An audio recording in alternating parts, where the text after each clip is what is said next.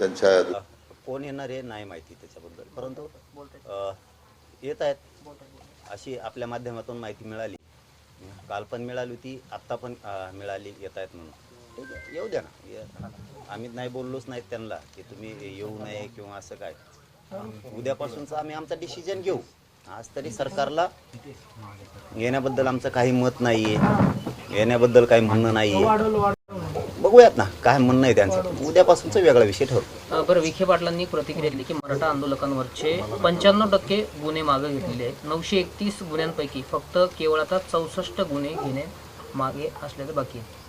ते मला माहीत नाही 64 राहिलेत की काय. कारण पहिल्यांदा त्यांनी सांगितलं होतं की 1500 गुन्हे, त्यापैकी 834 गुन्हे मागं घेतलेत आणि बाकीचे घ्यायचे राहिले, असं त्यावेळेचा विषय होता. ज्या दिवशी आपण तारीख डिक्लेअर केली होती त्यावेळेचा विषय. मला वाटतं स्वतः ते मुख्यमंत्री देवेंद्र फडणवीस साहेबांनीच सांगितलं होतं त्यांच्या बाईटमध्ये.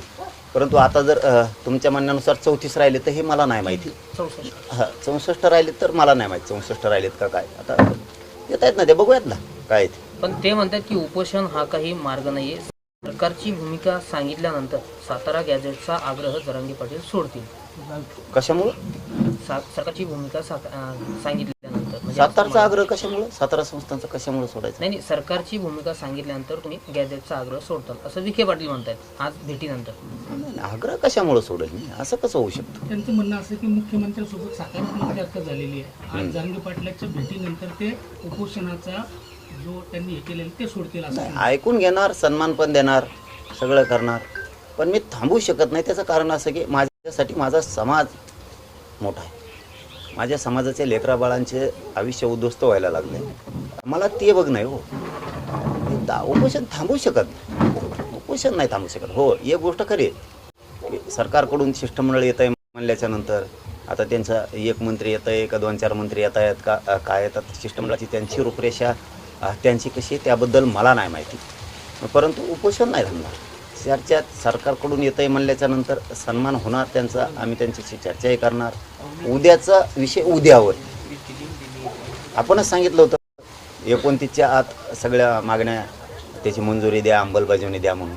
त्यामुळे 29 पूर्ण आहे त्यांना, रात्रभर पण आहे. पाटील त्यांनी जर आश्वासन दिलं किंवा तुम्हाला जसं वाटेल त्यांनी जर आज आश्वासन दिलं उद्याचं आंदोलन तुम्ही स्थगित करणार का? जर त्यांच्या आश्वासन नको बाबा. आश्वासनावर माझ्या समाजाच्या लेकराचं पोट भरणार आहे?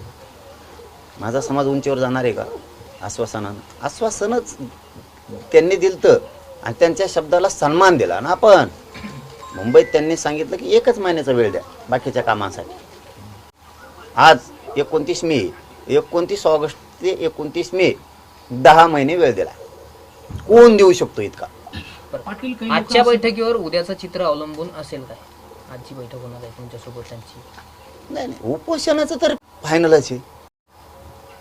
मला सगळ्या विषयाच्या अंमलबजावण्या पाहिजेत. थांबायचे किती दिवस? 3 वर्ष थांबलोय, आता पण 10 महिने थांबलोय. हे साधा आकडा नाही आहे. 10 महिन्याच्या काळात माझ्या समाजाचं किती नुकसान होतं आहे हे नाही बघायचं का? तुम्हाला आलं की वेळ, आलं की वेळ. आणि मग 10 महिन्यात काय केलं मधल्या? आताही 15 दिवस होते. 16 मे पासून 30 मे पर्यंत तुमच्या हातात 16 दिवस होते. तुम्ही काय केलं? मी रीतीच्या बाहेर बोलत नाही, मी कायद्याच्या बाहेर बोलत नाही. सगळे संकेत पाळतोय, सगळ्या नियमात आहे. मी का माघार घ्यायची? माझ्या समाजाने मी मागं का हटायचं? काय हौस का राव? उन्हात जाळून घेणं, सगळे हात पाय भाजून निघणार आहेत त्या उन्हात. हे सोपं नाही आहे. बोलताना सोपं वाटतं, ऐकताना सोपं वाटतं. ही अग्निपरीक्षा आहे. सरकार मराठ्यांची अग्निपरीक्षा घेत आहे. हे साधा सोपा विषय नाही आहे. त्यांना वाटतंय ते, त्यांना येशीत बसतायत, इकडं तिकडं हिंडतायत, त्यांना या विषयाची मजा वाटते. ही लय मोठी अग्निपरीक्षा आहे आणि ही अग्निपरीक्षा मराठा समाजाची सरकारनं देवेंद्र फडणवीसांनी नाही घेतली पाहिजे. कारण ह्याच मराठ्यांनी त्यांना सत्तेवर बसवलं आहे आणि त्यांनाच आता उन्हातानात होरपाळणार का तुम्ही? आता त्या उन्हात जाणं म्हणजे पाय हात भाजून निघणार आहेत. हे स्वतःला समाजाच्या हितासाठी, मराठा समाजाच्या लेकराबाळाच्या कल्याणासाठी आपण या उन्हातानात जाळून घेतोय, स्वतःला हातपाय भाजून घेतोय आपण उन्हाने. हे सरकारला कळत नाही आहे का? त्यांना भावनाच नाही आहे का? माया दयाचं नाही का मराठ्यांविषयी? तुम्ही मग कोणची परंपरा चालवताय? कोणत्या हिंदू धर्माची परंपरा चालवत आहे, कोणची वारकरी संप्रदायाची परंपरा मायादयाची चालवतात? मायादयाच नाही आहे का? भावना शून्य झालात का तुम्ही? मुख्यमंत्री झालात तुम्ही, दोघं उपमुख्यमंत्री झालात तुम्ही, सरकार बसवलं, मग तुम्ही काय भावना शून्य झालात का? खरंच गोरगरीब मराठ्यांच्या लेकरांचे हाल अपेष्टा आहेत का नाहीत? का त्यांना तुम्ही त्यांचं उन्हाळा करताय विनाकारण? काय काय कोणी अधिकार दिला तुम्हाला? सत्तेवर बसवलं म्हणजे गोरगरिबांच्या मराठ्यांच्या पोरांना तुम्ही उद्ध्वस्त करणार का? सरकार यासाठी नसतं. सरकार हे नाव कमवायसाठी असतं, गोरगरीब जनतेचे प्रश्न सोडवण्यासाठी असतं. गोरगरिबांच्या लेकरांच्या पाठीवरून हात फिरवणं ही सरकारची जबाबदारी असते. कारण मायबाप जसे असतात तसंच मायबाप सरकारसुद्धा असते. भूमिका आपल्या स्वतःच्या लेकरासारखीच महाराष्ट्रातल्या जनतेच्या लेकराची भूमिकासुद्धा मुख्यमंत्र्यांनाच निभावावं लागत असते. तुम्ही होरपळणार लोक दापापासून 2 दिवस मास सांग तुम्ही उन्हात, मुख्यमंत्र्यांनी नाही मागत मागण्या, या 2 दिवस तुम्ही बसायला सोपं नाही भाऊ. मी माझ्या समाजाच्या लेकरासाठी मी हे उन्हातानात हे खूप तळपतं ऊन आहे. हे ऊन साधं नाही आहे. मे महिन्याचं हे ऊन आहे ते तळपतं ऊन म्हणतात ना, तसा आग ओकतोय सूर्यवरून, आग ओकतोय आग. आणि त्याच्यामध्ये आपल्या समाजाच्या लेकराच्या हितासाठी मी उन्हात तरफडतो. उद्देश काय? मी सावलीत बसू शकलो असतो, मी कुठेही फॅन मंडप देऊन मी ते काय म्हणते त्याला कूलर लावून बसलो असतो. का भाजून घेतोय मला? मी माझ्या समाजाच्या लेकरा बाळाचं लेकी बाळींचं वाटलं होऊ नये म्हणून उन्हातानं स्वतःला भाजून घेतोय ना. सरकारला हे कळत नाही आहे का? इतक्या वेदना आहेत मराठा समाजाच्या. मुख्यमंत्र्यांना हे कळत नाही का की चला रे, किती दिवस आपण अडवायचं या मराठा समाजाला? किती दिवस या मराठा समाजाची अडवणूक करायची आपण? एकदा तरी त्या मराठा समाजाच्या गोरगरिबांच्या लेकराच्या, श्रीमंताचं ठीक आहे मराठ्याचं, गरिबाच्या लेकराच्या एकदा भावना जाणून घेऊ आपण. त्यांच्या कल्याणासाठी सरकार म्हणून झटू, का म्हणू नये? मुख्यमंत्र्यांनी उठलं सुटलं हल्ले, उठलं सुटलं आंदोलन मोडून टाकणं, एवढ्या सोप्या गोष्टी नाहीत त्या. तुम्ही म्हणताय की आता फायनल आहे, आंदोलनाला जे विरोध करत होते त्या लोकांचा आता सुरू लागलाय की मनोज जरांगे पाटील हे भावनिक आंदोलन करून स्वतःला त्रास करून घेतात, त्यामुळे जरांगे पाटलांना तात्काळ अटक केली पाहिजे, ताब्यात घेतलं पाहिजे. या ना तुम्ही, अटक करायला द्या, ताब्यात घ्यायला या तुम्ही, मग तुम्हाला कळत. ताब्यात तर घ्यायला तुम्ही. तुम्ही एक गोष्ट लक्षात ठेवा, असले ताब्यात घेणे, अटक करणे, हल्ला करून आंदोलन मोडीत काढणे, या भाषा बंदच करा. हे स्वप्न बघायचं तुम्ही बंदच करा. पाटील, तुम्हाला मन कसं जिंकत आहे ते, तुम्हाला गोरगरिबांचे मन कसे जिंकत येतील, त्यांच्या लेकरा बाळांना किती मोठं करता येईल, गोरगरिबांच्या लेकरा बाळासाठी काय सुविधा देता येतात, आणि मनावर राज्य करा. मग दादागिरी फंदादागिरीच्या भानगडात माया संग तरी पडू नका तुम्ही. फडणवीसांना टार्गेट करण्यासाठी तुमचं आंदोलन आहे असं ते भाजपचे अध्यक्ष आहेत मुंबईचे अमित साटम यांचं आमदार असं पण म्हणणं आहेत ते. आहे. आमदार पण आहे. आता हे कोण आहे? अमित साटम. चाटम मध्ये कोण आला? भाजपचे आमदार चाटम साटम. हा, ते नवीनच आलं हो आता. त्याला नंतर बघू. आता तुम्ही म्हणता की उपोषण आता फायनल आहे, मात्र जरांगेंना उपोषणाची गरज भासणार नाही असं विखे पाटलांनी विश्वास व्यक्त केला आहे. ठीक आहे ना, बघूयात ना त्यांजवळ काय आणि काहीतरी मुख्यमंत्र्यांनी निरोप घेऊन सांगितलं. आले असावेत का ते आज सरकारकडून सकारात्मक? आता तुमच्या साक्षीनंच होणार आहे. प्रत्यक्ष बघितल्याशिवाय मी तरी काय उत्तर देऊ? काय म्हणलेत मुख्यमंत्री त्यांना, काय म्हणले 2 उपमुख्यमंत्री, शिष्टमंडळात कोण आहे, एकतर्फी शिष्टमंडळ आहे का कसं आहे, सरकारचं शिष्टमंडळ आहे का काय काय? आता प्रत्यक्ष बघितल्याशिवाय लक्षात येणार नाही ना. एकतर्फी काय भूमिका आहे का काय आहे का कसं आहे का, कामाच्यावर दबाव आणून काही लादायचं आहे का, किंवा मराठा समाजात काही पुन्हा गैरसमज पसरायचा आहे, संभ्रम काय, हे बघितल्याशिवाय कळणार नाही. येऊ द्या तर त्याला, आल्याच्या नंतर आपण सगळ्या गोष्टीवर ठरवणारच आहेत. पण मी उद्याच्या आंदोलनावर ठाम. एकनाथ शिंदे साहेब म्हणाले की सरकार सकारात्मक आहे, सगळ्या मागण्यावर तोडगा निघत आहे, असं रात्री बोलले. कुठे 10 महिन्यात काही सकारात्मक आम्हाला तर काही तुकाराम कोणीच दिसला नाही. त्याच्यात कोणीच नाही दिसला. गेले भाऊ 10 महिने झालं भाऊ वाटोळं आमचं. त्याला हा मराठ्यांचं वाटोळं करणं याला जर सकारात्मक म्हणत असतात तर मग खरं आहे त्यांचं, आणि त्यांच्या सरकारचं पण खरं आहे. मग खरं आहे ते. जर मराठ्यांच्या पोराचं वाटोळं झालं, सारथीतला अभ्यासक्रम 1554 होता तो काढून टाकला, मराठ्यांचे गुन्हे मागं घेतले नाही, मराठ्यांचे पोरं बलिदान गेले, त्यांचे निधी दिले नाहीत काही जणांचे, काहींना नोकऱ्या दिल्या नाहीत. याला जर ते सकारात्मक म्हणत असतील तर मग मात्र नक्की आहे. हैदराबादचं गॅजेटियर दिलं, त्याचा JR काढला, प्रमाणपत्र दिले नाही, त्याला ते सकारात्मक म्हणत असले तर मग मात्र आहे. ते जर म्हणत असले बाबा 58 लाख नोंदी निघाल्यात, त्याचे कुणबी प्रमाणपत्र दिलेत पण व्हॅलिडिटी आम्ही दिल्या नाहीत मुद्दाम, मग ते सकारात्मक त्यांच्यासाठी असू शकतं. आमच्यासाठी तर सकारात्मक कुठं दिसतच नाही आहे. आमचं तर सगळं वाटलंच झालं. 10 महिने झालं तुम्हाला वेळ देऊन, तुम्ही कुठंच काही एकही पाऊल उचलू शकला नाही. मराठा समाजाच्या गरिबीला ओबीसी कसा जबाबदार हा त्याने सवाल केलाय. पाटील अंबादास दानवे म्हणले की प्रसाद लाड काही जातीवंत मराठा नाही, प्रसाद लाड यांनी अंतर्वलीत जाण्याने प्रश्न सुटणार नाही, असं वक्तव्य त्यांनी केलं. काय केलं? प्रसाद लाड हे जातीवंत मराठा नाही, अंतर्वलीत ते गेल्याने प्रश्न सुटणार नाही, सरकारला त्यांनी बोलावं, असं देखील अंबादास दानवे म्हणले. नाही, मला कशाला पडायचं आहे. मला त्याच्यात ते त्यांचा राजकीय विषय आहे. ते दोघं एकमेकाला उत्तरं देत बसतील, मला त्यात नाही ना पडायचं. इथं मी फक्त एवढंच आहे, जातीवंत असो नसो मी सगळ्यांसाठी जगतो. श्रीमंत मराठ्यांसाठी जगतोय, गरीब मराठ्यांसाठी जगतोय. दानवे साहेब काय बोलले ते त्यांचा राजकीय प्रश्न आहे. दोघं एकमेकाला काय बोलायचं आहे, काय उत्तरं द्यायचं ते नक्की देतील. पण मी तरी भाजपच्याही मराठ्यांसाठी जगतोय, जीवाचं रान करतोय. मी काँग्रेस, शिवसेनेच्या, राष्ट्रवादीच्या सगळ्या पक्षाच्या लेकराबाळांच्या कल्याणासाठी जगतो. त्यांच्या पक्षात जरी ते आमदार मंत्री असले तरी त्यांचे कार्यकर्ते मराठा आहेत. त्यांच्या लेकीबाळीसाठी, लेकराबाळांच्या कल्याणासाठी इतका जीव जाळतो आम्ही, इतकं झटतोय की जीवाचं रान करून टाकलं. इतकं लढताना ज्याला त्याला माहीत असतं. मला पहिल्याच उपोषणानं इतके हाल आहेत माझे, माझ्या पोटात प्रचंड आग होती. मला पहिलाच प्रचंड त्रास. त्याच्यातही मी या एवढ्या तळपत्या उन्हात, कारण सूर्य आता सध्या इतका आग ओकतोय. आज लोक 11च्या नंतर बाहेरसुद्धा निघत नाहीत 5 वाजेपर्यंत. सकाळी 11 ते तिसरा पारा 5 वाजेपर्यंत बाहेरसुद्धा निघत नाही, 6 वाजेपर्यंत निघत नाही. या तळपत्या उन्हात मी माझ्या समाजाच्या लेकराच्या कल्याणासाठी उन्हात स्वतःला बाजून घ्यायला लागलो आहे ना. सरकारला हे तरी लक्षात आलं पाहिजे मुख्यमंत्र्यांच्या की इतक्या वेदना आहेत ना, का बरं आपण या समाजाला इतकं तळपायला लावायचं. मराठ्यांच्या लेकराबाळाने काय केलं? तुमचं आमचं काय वैर असेल तर तुम्ही आम्हाला फासावर द्या, पण माझ्या गोरगरीब मराठा समाजाच्या लेकराबाळांना का वाटोळं करताय? त्यांनी तुमचं काय केलं?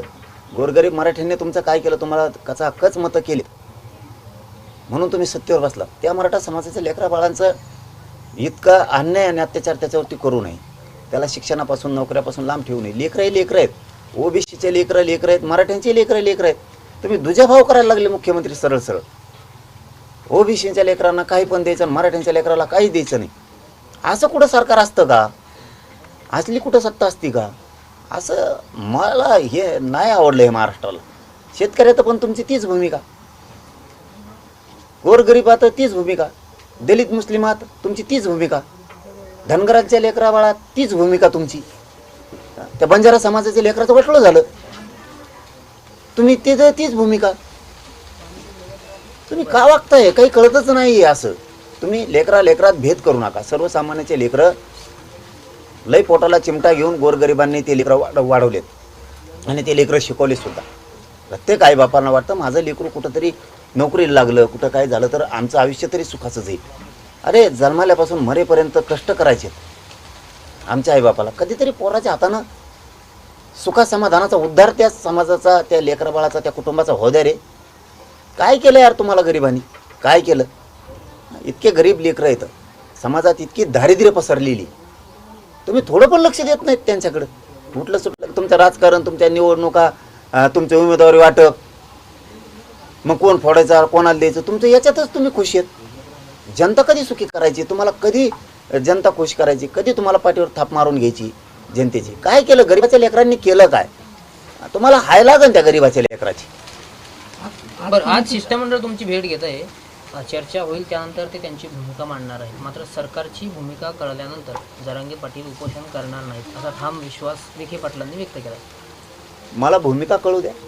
काय अंमलबजावण्यासोबत आणल्यात, विखे पाटील साहेबांनी आणल्यात, त्यांचे आता कोण कोण आणखीन मंत्रिमंडळाचं शिष्टमंडळ कोण कोण आहेत, त्यांच्यासोबत कोण कोण येणार आहेत, लाडभाऊचं काय म्हणणं आहे, मला सगळं बघतो ना मी. तीच उपोषण होणार, 30 मेचं उपोषण होणार कालपर्यंत तुम्ही आणि ते बी कठोर आणि कडक होणार. या देशाच्या पाठीवर आणखीन झालंच नसल ते अंतर्वालीत होणार आणि ते बी गरिबाच्या लेकराच्या कल्याणासाठी होणार. कालपर्यंत तुम्ही आरोप करत होता की विखे पाटील उपसमितीचे अध्यक्ष असताना समाजाला वेळ देत नाही, मागण्या संदर्भात वेळ देत नाही. आज येता येते, काय वाटतं तुम्हाला की तुमच्या आंदोलनाची भूमिका नंतर शिष्टमंडळ तुमच्याकडे येतं? हा मग तसंच आहे ना. मधल्या 10 महिन्यात त्यांना वेळ नव्हता, बाकीचे कामं होते वैयक्तिक, पक्षाचे, सरकारचे. समाजापेक्षा शेवटी सरकार मोठं आहे, राजकारण मोठं आहे, नेता त्याच्यापेक्षाही मोठा आहे. समाजाचं घेणं देणं नाही ना. पक्ष निवडून देतो ना, जनता कुठं निवडून देते यांना. त्यामुळे जनतेची कदर करायची काय गरज आहे त्यांना. जनता जेव्हा यांच्या लक्षात येईल मराठ्यांचे मतं आता गेले, मग यांना कळण राजकीय धोरळा यांचा कसा झाला आणि कसं राजकीय करिअर उद्ध्वस्त झालं. ती वेळ येणार आहे लवकरच. बरं, जरांगे पाटलांचे काही गैरसमज असतील तर ते देखील आज दूर करू असं विखे पाटील त्यांचा म्हणतात की गैरसमज कुणबी झाला. प्रमाणपत्र किंवा नोंदीवरून असेल किंवा गुन्ह्यांवरून असेल त्यावरून जे काही आणि काय भैया काय गैरसमज आहे? 58 लाख नोंदी सापडल्यात, प्रमाणपत्र का देणार? काय गैरसमज आहे? सापडलेल्या कुणी? तुम्ही.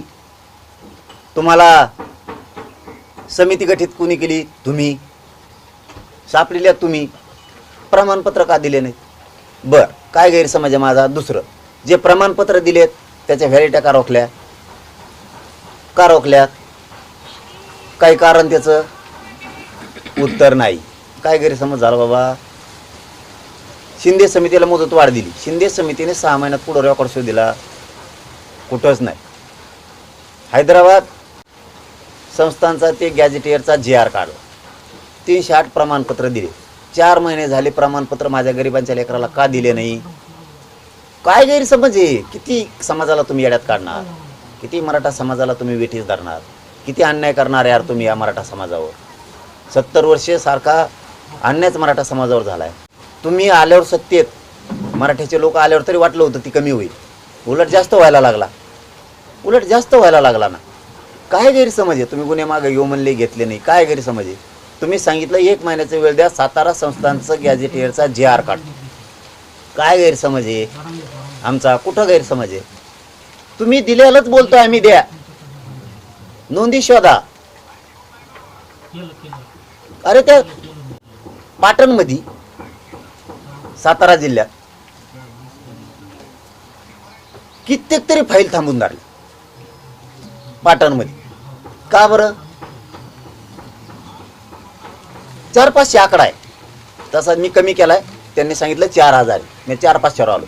काल मला साताऱ्याच्या बांधवांनी येऊन सांगितलंय 4-1000 फायली जिल्ह्याचे. मी तरी 200-400च म्हणतो. का थांबिवल्या? मोडी लिपीत सापडलेल्या नोंदी. दुसरं, तुम्ही जे पोर्टल तयार केलं होतं, जी उर्दूतून, फारशीतून, मोडी लिपीतून ज्या नोंदी सापडल्या होत्या त्या मराठीत केल्या होत्या. त्या मराठीत टाकलेल्या मराठ्यांना वाचता येतात, आपली नोंद निघाली. उडील्या कमून. काय गैरसमज आहे? आता ती मोडी वाचित आहे ना गरीबाला. पहिल्यांदा त्यांना बघताय तुझं हा आपलं नाव आहे, नोंदी सापडल्या का? काय गैरसमज आहे? EWचे पोरं आणि SCBCचे पोरं यांच्या 2014 पासून निवडी झालेल्या आहेत. निवडी झालेल्या आहेत. याचा अर्थ आईबापांनी त्यांना शिकून मोठं केलं. तुमच्या परीक्षेत बी पास झाले. त्यांची काय चूक? का त्यांना नियुक्त्या दिल्या नाही तुम्ही? का? याच्याही पुढचं सांगतो तुम्हाला काय गैरसमज आहे माझा. MPSCच्या पोरांनी परीक्षा दिल्या, 10 वर्ष ते लेकरं अभ्यास करते. तिथं आता मराठ्याचा संबंध आहे का? सगळ्या जातीचे लेकरं आहेत का नाही ते? MPSCच्या पोरांनी परीक्षा दिल्या, त्यांच्या निवड बी झाल्या. यांची लागली निवडणूक, यांनी दिल्या पुढे ढकलून. दोष कोणाचा? सरकारचा. तुम्ही का त्यांना 2 वर्ष मुदत वाढ नाही दिली? काय मिळालं तुम्हाला त्या लाखो पोरांचं वाटोळं करू? काय मिळालं? त्यांच्या आईबापाने काय कष्ट केले नसते लेकरू अधिकारी होण्यासाठी? काय कष्ट केले नसते? तुम्ही 1600 ते 1800 करोड रुपये थकले महामंडळाचे. आंदोलन सुरू झाल्यापासून तुम्ही 150 कोटी दिली. परतावे कसे जायचे पोरांचे? सिव्हिल खराब झाले की नाही? व्यावसायिक उद्योजक बनवायचे ही संकल्पना मांडली देवेंद्र फडणवीस साहेबांनी. त्यांचे परतावे थांबले. झाले की नाही कर्जबाजारी? सिव्हिल झालं खराब. दोष कुणाचा? तुम्हाला नरेंद्र पाटील साहेब लागत होता कवर मराठीची फौज जमा करूच दिला का कोपऱ्याला ढकलून तुम्ही? अरे किती रे करणार तुम्ही हे? एक एक घेताय. आता लाड भाऊ आणि दरेकर भाऊ घेतलेत मधी दोघ जण मधी. किती मराठीचे लोक संपवणार राव तुम्ही अंगावर घालून घालून? नरेंद्र पाटील साहेबाला नादी लावलं. आज कॅबिनेट मंत्री आहे तो माणूस, दर्जा. हा अधिकार नाही एवढा बी. कुठे जे माणूस काय केलं नाही त्यांनी? त्यांच्यासाठी काय केलं नाही? मराठा आंदोलनाच्या विरोधात सुद्धा बोलले ते, आमच्या बी विरोधात बोलले. फडणवीसांसाठी आणि सरकारसाठी मराठ्यांच्या अंगावरती घातले. आज त्या माणसाची काय दशा केली हे सत्य आहे. मी काय नाव घेऊन कोणाचं हे करत नाही. असे तुम्हाला कित्येक तरी देईल मी, आणि ती वेळ माझ्यावर आणू नये. असे हजारात निघतील. सगळ्या जातीचा उपयोग घेऊन संपलेले. सगळ्या जातीचा उपयोग घ्यायचा संपवायचा. सगळ्या जातीचा उपयोग घ्यायचा आणि संपवायचा. उदाहरणार्थ महादेव जानकर साहेब उपयोग घ्यायचा खलास. उदाहरणार्थ रामदासजी आठवले साहेब आमचे उपयोग घ्यायचा खलास. ही रिअल परिस्थिती आहे. आता नंबर महाजन साहेबाचा का काय की बहुतेक का चंद्रकांत दादाचा झाला. होरगडून सोडून दिले. हे मी सत्य बोलतोय. आधी सत्य त्यासाठी उद्धव ठाकरे साहेबांचा ही घेतला. होरगडलं दिलं सोडून. किती रे बळी घेणार तुम्ही लोकांचे यार? मधल्या काळात राज ठाकरे साहेब चला प्रचाराला, ते बी निघाले लोकसभेला. याव करू त्याव करू. स्वतःचं लेकरू पाडलं त्यांचं पोरग. यांनीच खरंच भाजपला त्यांचं न पाडणारा माणूस निवडून येतोय. न निवडून येणार कधीच ते भाजप निवडून आणते. राज ठाकरे साहेब पोरग निवडून येणार काय आणला? बरोबर जिरवीत येते. कायम आपल्या मागच राहायला पाहिजे. लय हुशार आहे का? लय भाषण करतो का? लय लोक जमत आहेत का राज ठाकरेंना? मग याचा कांड कसं करायचं तर हे लोडमध्ये आला पाहिजे. स्वतःचं लेकरू संपलं म्हणजे माणूस मायनस सरकतो मागं. माणसाला वाटतं यायला इतके कुटाने करून ते काय करायचं? आपलं पोरगं पाडलं यांनी. पण ते बरं झालं निभार निघला. ते पुन्हा राज ठाकरे लढतच राहिलं. म्हणजे ही यांची एकूण भूमिका. कोणाचा पण उपयोग करून घेणार आहे तात्पुरतं. त्या शेतकरी संघटनेचे सगळ्याचं वापर केला दिल्या ढकलू. बच्चू कडूला कोणी पळिलं त्या तिकडं ते हा गुवाहाटी का काय ती कोण हाटी ती कोणाला माहिती. तिकडं इकडून तिकडे गेले हाटीत ते. इथून तिथं हाटीलं. मग तिथून त्या गुजरातला बेसन हाटीलं आणि तिथून गोव्याला बेसन हाटीलं आणि मग सगळ्यात शेवटचं बेसन हाटायला पाठवलं त्यांना त्या गुवाहाटीला. कुणी पाठविलं? फडणवीस साहेबांनी. संपवलं कोणी? अरे काय राव, असं थोडं असतंय. अरे उपकार जाणले पाहिजेत करणाऱ्यांचे. पडत्या काळात साथ कोणी दिली हे नाही बघायचं. पडत्या काळात सरकारचे घोटाळे काढायला कोण? ते हातोडा घेऊन कोण आहे? मी काल नाव घेतलं होतं. हा, किरीट सोमय्या साहेब. पडत्या काळात त्यांनी पक्षाला उभारी द्यायसाठी पुस्तकं वाचव, घोटाळे काढ. ती माणूसच दिसाना. ही रिअल आहे. ज्यांनी नरड अखंड तांडव केला आडू ते मुनगटीवार साहेब. काय तांडव करायची ते की किती भ्रष्टाचार चाललाय, अमकं चाललंय तमकं चाललंय. खलास. नितीन गडकरी साहेबाला दिल्ली सोडून मागे हटताय ना. किती तुम्हाला नावच किती सांगावं. कित्येक तरी जणांचा. अभिमन्यू पवार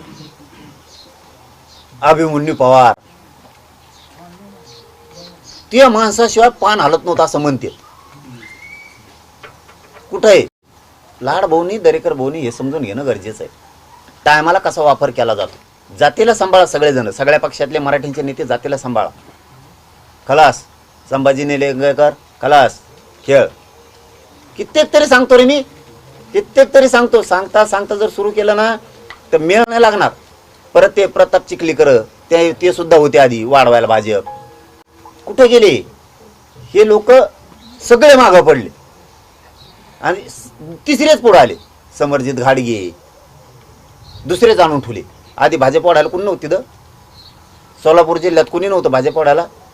नगर जिल्ह्यात भाजप वाढायला कोणी नव्हतं. काय प्रयोग केले ती जो काम करीन. आता आणखीन एक नाव ते प्रदेशाध्यक्षच काय नाव आहे चव्हाण नाव काय त्यांचं रवींद्र चव्हाण भाऊ. काय गाजावाजा केला प्रदेशाध्यक्षाला अधिकार सुद्धा नाही. तो एखादे बार दिसते ती बुटीक बाल विकणारे असल्यावर एखादे बार दिसते. एवढ्या मोठ्या व्यक्तीचं इतकं पानिपत करणार तुम्ही. इतकं पानिपत करणार तुम्ही कधी मध्ये. प्रदेशाध्यक्षाला केवढे अधिकार पाहिजेत नाही दिसत. असे कित्येक आहेत बाबा कित्येक आहेत. सांगली तेच आहेत साताऱ्यात तेच आहेत. आता लाड भाऊन ते दिसते तो विखे पाटील साहेब. म्हणजे भाजपमध्ये केवळ नामधारी लोक आहेत असं म्हणताय. नामधारी काय आहे मग ते अधिकारच द्यायनात कोणाला. अधिकारच द्यायनात कोणाला राव. विखे पाटील असे म्हणले की 58 लाख नोंदीच्या बाबतीत कोणीतरी जरंगे पाटलाच्या मनामध्ये गैरसमज निर्माण केलाय. म्हणजे याचा अर्थ काय की 58 लाख नोंदी झालंय ना. अरे गैरसमज माझ्यात असता तर सरकारनं सांगितलं बाबा. सरकारनंच सांगितलं राव. मी नाही हे केलं. सरकारनंच सांगितलंय ते 58 लाख नोंदी आहेत. मी वाशीलाच विचारलं होतं तुम्ही 10 लाख असल्या तरी खरं सांगा माझ्या मराठा समाजाला. खरंच 57 लाख आहेत का सांगा. तुम्ही 10च म्हणा पण खरं सांगा माझ्या समाजात. ते म्हणले 57 लाख नाहीत 58 लाख नोंद्या. प्रोसिडिंग दिलं आम्हाला त्यांनी. प्रोसिडिंग दिलंय 58 लाख नोंदीच. काय गैरसमज आहे हे बघा. तुम्ही असं छक्केपंजे करून राजकारण नका करू. यायला ते राजकारणाला लाथ मारले तरी चालन असं नको. तुम्ही जनतेच्या विश्वासानं राजकारणाने सत्तेत कामवा. वापर लय दिवस नसतं दादागिरीने. लय दिवस नसतं दादागिरीने चालत. अजिबात नाही चालत. हे आम्हाला घालतात लोकांच्या अंगावर. याला बोला नारायण राणे साहेबावर बोला शरद पवार साहेबावर बोला शिंदे साहेबावर बोला आमक्यावरच बोला कुठं ठाकरे साहेबावरच बोला. सत्तेत नाही त्यांच्यावर बोलायला तुम्ही हा ना माझ्या याचा धंदावर तुमचे. विखे पाटील अशी म्हटले की महाविकास आघाडीचं जे सरकार होतं त्याच्यामुळे हा विलंब झाला. त्याच्यात 2.5 वर्ष वाया गेली. 2.5 वर्ष वाया गेलं. अरे बाबा तुम्हाला हे समजतच नाहीये. त्यांनी दिलं नाही म्हणून लोकांनी तुम्हाला आणलं ना. तेच पाडेवाचे का पुन्हा मागच्या यायचे. तुम्ही काय केलं ते सांगा. आता त्यांनी केलं नाही म्हणून जनतेने त्यांना ढकलून दिलं. आता तुम्ही काय केलं ते सांगा ना. त्यांचे पाडे कशाला वाचत आता मागचे. लोकांना माहिती त्यांनी दिलं नाही म्हणून लोकांनी त्यांना पाडलं. तुम्ही म्हणलं तर आम्ही देतो.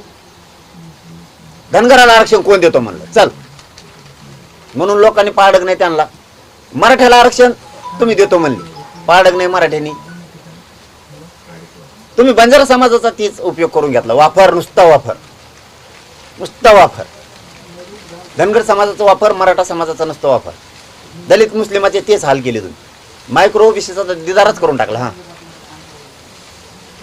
काय 2-3 जाती चालवितात काय फक्त राज्य त्यांच्या पुढं पुढं करता. असं कसं राव. तुम्ही संपवता. तुम्ही संपवता. तेच घरांना पुढं महाविकास आघाडी काही दिलं नाही. ते दिलं नाही ना. तुम्ही काय दिवे लावले दाखवा ना. आता तुम्ही म्हणले होते धनगरांना पहिल्या कॅबिनेटमध्ये देतो. किती वर्ष झाले मोजिता का जरा. काय ते लेकरं नाही काय दऱ्या खोऱ्यात उन्हात आणत मेंढ्या संभळीत नाही का त्यांच्या पोरांना व्हायचं अधिकारी. हां छोटंसं पाल टाकायचं त्याच्यात कधी इचू येतो तर कधी साप येतो. जीव मुठीत घेऊन जगायचं. त्यांचे लेकरं नाही का अधिकारी व्हायचे. का रे बाबा काय केलं धनगरांनी ते चालतं वा. आणि म्हणा ते काही दिलं आणि तुम्ही काय दिलं. तुम्ही काय दिलं. तुम्ही त्यांचे उणे धुणेच काढू नका. तुम्ही जनतेला काय देणार आहे ते सांगा. दिलेलं जे देणार आहे म्हणलं ते द्या. अरे शेतकऱ्याच्या कांद्यासाठी लोकांच्या आत्महत्या व्हायला लागल्यात. कांद्यासाठी मालाला भाव नाही तर आता यांनी त्या व्यापाऱ्यांनी कापस जमा करून ठेवलेत. व्यापाऱ्यांनी शेतकऱ्याकडून आता कापसाला भाव आलाय. सोयाबीन इकल्यावर सोयाबीनला भाव आलाय. आमच्या घरातून गेल्यावर. एक महत्त्वाचं ट्विट आलेलं आहे प्रसाद लाड यांच्या संदर्भात. तुम्हाला त्यांनी एक भावनिक आवाहन केलं आहे की दादा मी येतोय शब्द पाळायला येतोय सोबत उपसमिती अध्यक्षाला घेऊन येतोय पण एक भाऊ म्हणून मला हा शब्द हवा आहे, या तापलेल्या उन्हात स्वतःला त्रास करून घेऊ नये. अहो लाडभाऊ, मी कोणासाठी करतो? मी काय राजकारणाच्या विरोधात आहे का मी काय सत्तेच्या विरोधात आहे? मी तुम्हाला मागच सांगितलं आहे, आपल्या समाजाच्या लाडसाहेब, आपल्या समाजाच्या लेकराबाळाच्या कल्याणासाठी मी उन्हा स्वतःला भाजून घेतोय. आपल्या समाजाच्या लेकरासाठी. तुमच्या सत्तेला, तुमच्या राजकारणाला कुठं धक्का लागावा म्हणून नाही करत मी. तुम्ही माझ्या समाजाच्या लेकराच्या डोळ्यातले अश्रू समजून घ्या. समाजाच्या मायबापाचे कष्ट समजून घ्या. शेतात किती कष्ट करावं लागतं. 1000 रुपये कमवायसाठी याला 4 दिवस लोकांच्या बांधावर राबावं लागतं उन्हातानात. 1000 रुपये कमवायसाठी 4 दिवस, आणि मग ते लेकरा बाळाला लेकी बाळीला द्यायचे, तिकडे जेवायला, शिक्षणासाठी, फीस भरायसाठी द्यायची. मी आपल्या समाजाच्या लेकरा बाळासाठी झुंजतोय. मला भाजपमधले मराठी समजून घ्या, मला काँग्रेस, शिवसेना, राष्ट्रवादीतले मराठी समजून घ्या. आपल्या समाजाच्या लेकरा बाळासाठी मी एवढी मोठी झुंज देतोय. आणि मी माझ्या समाजाला सांगतोय सुद्धा, मी माझ्या जीवाचा रान करतो. या उन्हात मी माझ्या जीवाचा कोळसा करून घेतोय. तुम्ही अंतर्गत येऊ पण नका म्हणतोय. उन्हातानात तुम्ही येऊ नका. मी एकटा पाठ पुरितो यांची. यांनी माझ्यावर हल्ला केला, यांनी काही जीवघेणा काही हल्ला करून आंदोलन मोडायचा प्रयत्न केला, तर फक्त मला बघायला अंतरवाली त्या. तुम्ही फक्त मला लांबून बघून परत घरी गेले तरी बस. महाराष्ट्रातले मराठी, तुम्हीच माझे मायबाप आहेत, तुम्हीच माझं कुटुंब आहे. या जगात मला मराठ्यांशिवाय कोणी नाही, म्हणून मी तुमच्यासाठी झटतोय. मला नुसते बघून गेले तरी बस. माझ्या मराठ्याकडून मला काहीच अपेक्षा नाही. नुसते मला बघितलं, येऊन डोळ्याने बघून गेले तरी बस. मी तुम्हाला बघन, तुम्ही मला बघता. प्रसाद लाड यांना मुळात काळे झेंडे उपोषण आता- दाखवण्याचा इशारा दिल्यानंतर 4 ताब्यात मराठ्यांना पोलिसांनी ताब्यात घेतले संभाजीनगर. मी काय त्या दिवशी तेच सांगितलंय, आपण असं कधी करायला लावत नाही. कोणाला धिंगाणा नाही, कोणाला काळे झेंडे नाही, कोणाला पांढरे झेंडे नाही. मी कधीही असं करायला लावत नाही, कधीच. मी ते कधी समर्थनही करू नये. पण आता पोरांचा थोडा रोष असतो, मागण्या नाही झाल्यावर थोडंसं म्हणणं मांडायचं असतं. दाखवले असतील ते तुमचेच, तुम्ही त्यांचेच. काय करता? पोरग मांडीवर हागलं मग का मांडी कापून टाकीतात का? समाजाचे लेकरं तुमच्याकडं वेदना घेऊन आरडतेत, आम्हाला हे द्या ते द्या. आता मालक समजा तुम्ही येत, थोडक्यात कारभार तुमच्याकडे आहे. तुम्हाला नाही मागणार तर कोणाला मागणार? तुम्ही द्यायचं काम करायचंय. कशाला रोष वाढून द्यायचा आहे? द्यायचं काम करायचं तुम्ही. तुम्हाला कशाचा पण राग येणार? तुम्हाला बोललो, प्रश्नाचं उत्तर दिलं तरी राग येणार. तुम्हाला झेंडा दाखवला तरी राग येणार. तुमच्या गाडीला उभं राहिलं तरी राग येणार. मग याचा अर्थ तुम्हाला समाजाचं प्रेम नाही, तर समाजाला मुडीत काढायसाठी तुम्ही येत, समाजावरती हल्ले करण्यासाठी तुम्ही येत. असा संदेश तुम्ही पण घालू नका ना.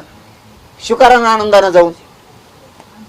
कुठंतरी एक मंत्री होता, एक रॅली होती, त्या रॅलीत कुणीतरी आरडत ओरडत होतं, झेंडा दाखवत होतं. एक मंत्री उतरला आणि डायरेक्ट त्याच्याकडेच गेला. काय म्हणणं आहे सांगवा? अरे त्याने मनच जिंकलं. तुम्ही मन जिंका, तुम्ही मागण्यासाठी पळा, हे पण कामं करा.